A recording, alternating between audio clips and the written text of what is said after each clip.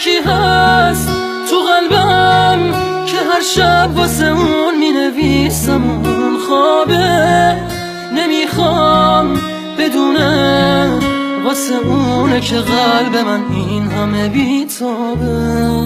یه کاغذ یه خودکار دوباره شده همدم این دل دیوونه، یه نامه که خیسه پر از عشقه با کسی بازم اونو نمیخونه. یه روز همینجا توی اتاقم یه دفعه گفت داره میره، چیزی نگفتم آخه نخواستم دلشو قصه بگیره.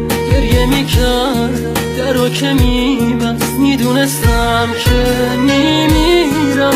اون عزیزم نمیتونستم جلوی راشو بگیرم.